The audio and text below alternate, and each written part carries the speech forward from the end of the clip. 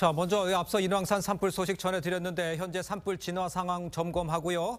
또 함께 한 주간의 이슈도 함께 살펴보도록 하겠습니다. 네, 송국건 정치평론가 계속해서 함께 하시고요. 허주연 변호사 새로 모셨습니다. 네, 안녕하십니까. 안녕하세요. 네. 자, 지금 속보가 계속 나오고 있습니다만 아까 리포트 전화 연결한 거 말고 새롭게 업데이트된 게 있으면 좀 먼저 변호사님 전해 주시죠. 네, 일단 지금 산불이 70에서 80% 정도 진화된 것으로 추정되고 있는 상황입니다. 네네. 그리고 인근 주민들이 서울시가 빠르게 대피 문자를 발송한 덕분에 모두 다 대피를 해서 지금까지는 특별한 인명 피해는 나오고 있지 않은 상황인데요. 네. 이 산불 오늘 아침 11시 53분쯤 인왕산에서 발생을 했고 한 20분 뒤쯤인 12시 9분쯤 북악산에서도 지금 원인을 알 수 없는 상황에서 발생을 했습니다.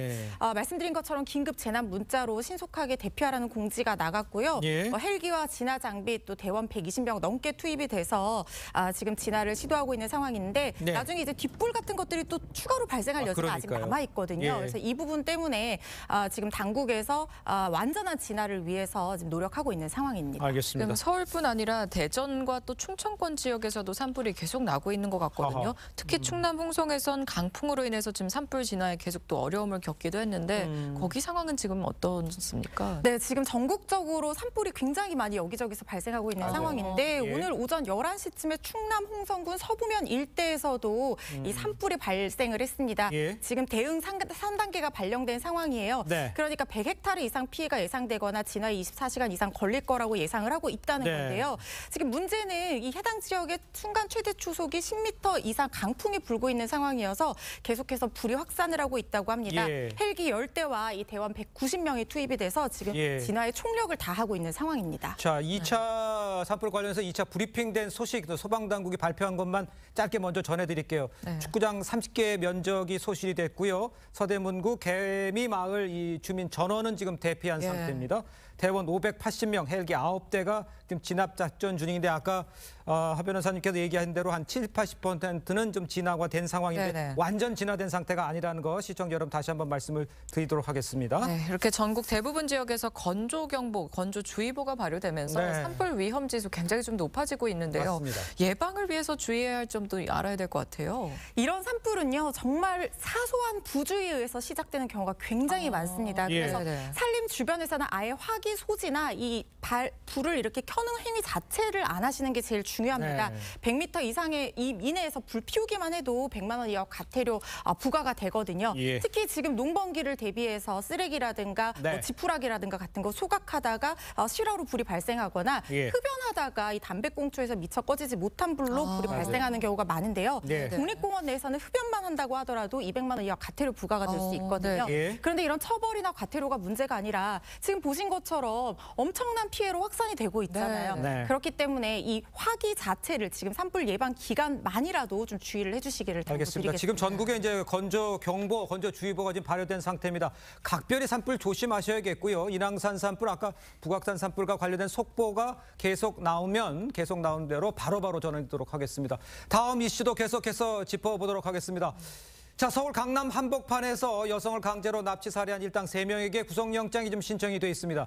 경찰에 따르면 이 범인 3명 중 2명은 일면식도 없다고 합니다. 때문에 이거 혹시 청부 살인 가능성 이런 것까지 지금 나오고 있는 상황이죠? 네, 맞습니다. 이 사건 굉장히 미스테리한 점이요. 일단 지금 잡힌 사람들은 가상화폐를 뺏을 목적이었다. 그러니까 범행 동기가 돈 때문이었다 이렇게 얘기를 하고 있는데 가상화폐라는 것은 사실 이게 현금이나 부동산과는 달리 이 외부에서 가지고 있다는 걸 알기가 상당히 어렵거든요. 그래서 이게 진짜 돈 때문에 이렇게 한 것이 맞느냐. 왜냐하면 지금 납치 장면도 강남 한복판 CCTV가 그대로 잡히는 곳이었고 동선이 다 파악되는 고속도로를 타고 이동을 했는데다가 지금 굉장히 납치 이후에 빠른 시간 1시간 반 정도 감금했다가 피해자를 바로 살해해버렸거든요. 그렇다면 이것이 과연 진짜로 돈을 뺏을 목적이 맞았느냐, 그게 전부였느냐, 아니면 원한에 의한 또 다른 청부 살해의 가능성이 있는 것이 아니냐. 그렇다고 하면은 이 청부 살해에 공모한 또 다른 누군가가 있는 것은 아닌지에 대해서 좀 더 수사가 필요한 상황입니다. 그렇겠네요. 그러면 말씀하신 것처럼 추가 공범이 더 나올 가능성도 있다고 보시는 건가요? 네, 맞습니다. 범행 동기가 굉장히 중요한 이유가 뭐냐면 만약에 이 사람이 숨겨진 제3의 인물이 이 모든 살인 행위를 어떤 공모를 하거나 지시를 했다고 하면 그 부분에 대해서 정확하게 밝혀내야 되는 거거든요. 지금 이 잡힌 3명의 관계를 일단 살펴보면요. 2명은 서로 원래 아는 사이였고 이 중에 2명 중에 1명과는 대학 동창인 사람이 피해자를 돈이 있다 이렇게 지목을 해서 너네들이 가지고 있는 채무를 변제해 줄 테니 같이 범행을 하자 이렇게 유도를 했다고 얘기를 하고 있거든요. 그런데 피해자를 지목한 사람이 지금 진술을 거부하고 있는 상황입니다. 그렇다고 하면 이 진술을 거부하는 사람이 피해자와의 관계가 어떤지 이 사람이 법률사무소에 근무를 하고 있다 하는 사람이라고 하는데 혹시 뭐 업무상 알게 된 내용을 가지고 이 사람을 실제로 뭐 이렇게 지목을 해서 범행을 계획한 것인지 아니면 숨겨진 제3의 인물이 이 피해자를 지목한 이 사람과의 관계를 통해서 이 모든 범행을 기획을 하고 있는 것인지 이런 부분에 대한 철저한 수사가 필요해 보입니다. 그 평론가님, 뭐 이번 수사와 관련해서 초동 대처가 미흡했다 이런 지적도 나오고 있는데 그건 어떻게 된 겁니까? 이 코드 제로라고 있는데 이게 출동할 때 즉시 출동해야 되는 가장 최고의 단계입니다. 그런데 이 코드 제로가 9시간 만에 발령됐다 이런 말이 있어서 오늘 수서경찰서장이 거기에 대해서 해명을 했어요. 뭐냐면은 이 서울경찰청과 수서경찰서 사이에는 3분 만에 코드 제로가 발동에 대해서 출동을 했고 3분 후에 신고받은 지 3분 후에 코드 제로 발동하고 바로 3분 후에 도착을 했다는 건데 9시간 이야기를 왜 나오냐면은 처음에 이 납치를 하고 나서 이동을 했죠. 범인들이 이동을 하고 또 뭐 살해를 하고 나서 시신을 매장하고 나서 다시 또 도주를 했죠.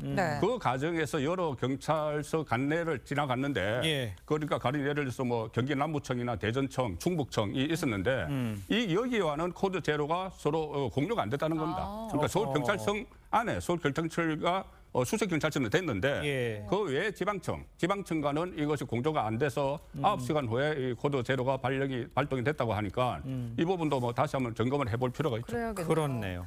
또 한편 경찰에 체포된 일당 3명에 대해선 강도살인과 사체 유기 혐의로 구속영장이 신청됐습니다.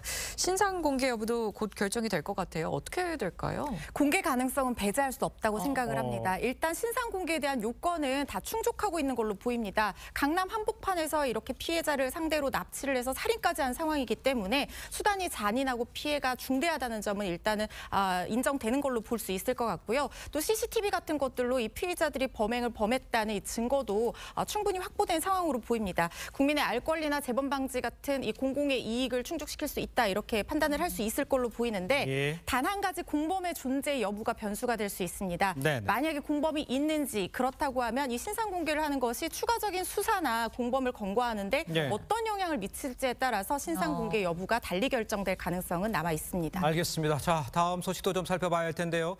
지금 보면은 이제 앞서 리포트에도 전해드렸습니다만 남경필 전 지사의 장남 구속 영장 기각 닷새 만에 또 투약을 하다가 체포가 됐는데 이번에도 또 가족이 신고를 했다는 거 아니에요? 예, 다시 전에도 가족들이 신고를 해서 그러니까요. 그래서 구속영장이 청구가 됐는데 법원에서 발부를 하지 않았죠. 충분한 지금 현재까지 제출된 자료만으로는 구속의 필요성을 인정하기 어렵다 이렇게 해서 구속영장을 발부를 하지 않았는데 다시 또 다른 곳에서 본인의 주거지에서 다시 필로폰을 투약을 하다가 이번에도 또 가족들이 했어요. 가족들이 경찰에 신고를 했는데 이번에는 지금 구속영장이 다시 청구가 된 상황입니다. 그렇군요. 남 씨가 마약 투약 혐의로 체포된 게 이번이 처음이 아닌데요. 그러니까요. 지난 2017년에도 붙잡혀서 처벌을 받았거든요. 이렇게 재범인 경우는 가중처벌이 되나요? 당연히 가중처벌 될 것으로 보입니다. 지금 남 씨가 투약한 걸로 알려진 이 약물 같은 경우에는 마약으로 처벌되는 이 약물 중에서도 가장 강력하게 처벌되는 마약 종류 중에 하나입니다. 재범인 경우에는 투약 횟수와 상관없이 곧바로 실형이 선고되는 사례가 많은 그런 약물이기도 하거든요. 특히 남 씨 같은 경우에는 이미 한 차례 구속이 기각됐는데 닷새 만에 또다시 재범을 하다가 붙잡힌 것도 있고요. 또 이전에 어떤 전과 같은 것들이 다 부정적인 가중 요소가 되기 때문에 이번에는 집행유예 없는 실행 선고가 될 가능성도 높아 보입니다. 그렇군요. 좀 분위기를 좀 바꿔보겠습니다. 지금 지난달 23일 탈출 소동이 있었었죠. 이 얼룩말 아마 사연 아마 기억을 하실 겁니다. 그래서 화제가 됐었죠. 이제는 어린이 대공원의 스타가 됐다고 합니다. 얼룩말 세로의 근황 먼저 영상으로 직접 보시고 이야기를 이어가도록 하겠습니다.